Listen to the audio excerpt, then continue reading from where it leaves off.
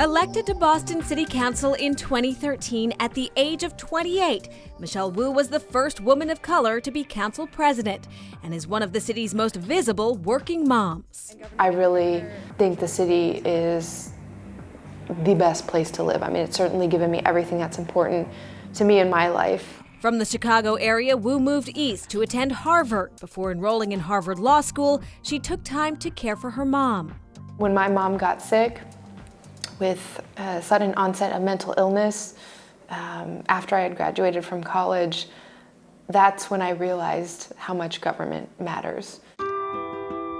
Getting her mom's health care in order, becoming her younger sister's legal guardian, and running her family's business was an ordeal. I remember feeling completely helpless, frustrated, desperate, trying to get help from government when I was on the outside.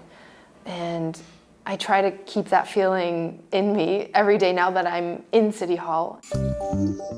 Wu's mom is now well and lives downstairs from Wu and her family in Roslindale. As city councilor at large, Wu's daily schedule is packed and her policy agenda is wide-ranging. Inequality between our outcomes for health and public safety and education when it comes to race in particular is something that we all need to be focused on 100%. One way to address these challenges, Wu says, is to broaden the city's sense of connectedness. Transportation is at the root of a lot of those issues. If we can't even travel from neighborhood to neighborhood reliably, affordably, safely, how can we expect folks to take an interest in what's happening across the city?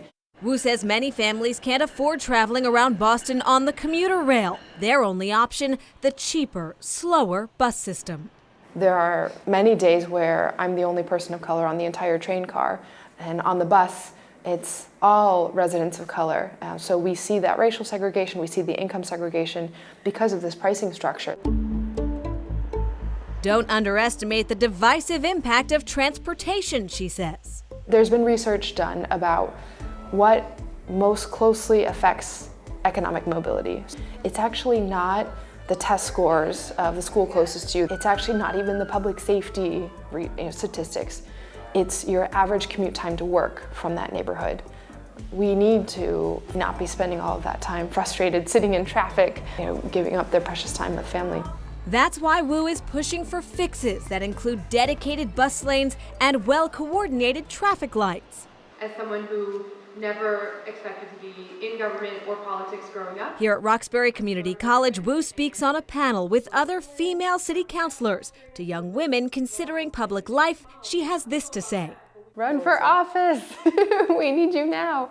Every time that I'm out in the community, I try to find that young girl, the young kid of color, and say to them, as soon as you feel ready to offer your leadership, your community desperately needs it. And she hopes more young moms join her. It's a lot to juggle, but more than anything else, my goal is to be that visible example of what it's like to be a working mom in all of its messy glory. Until we have more examples of how hard society currently makes it to balance everything, to juggle everything, we won't have momentum to change it. Does Wu have goals for higher office? She doesn't rule it out, but says her current role is very satisfying. Every part of my soul that wants to make a difference in the world and wants to see an impact at the end of each day. And as long as I can keep having that impact, I'll be happy doing it.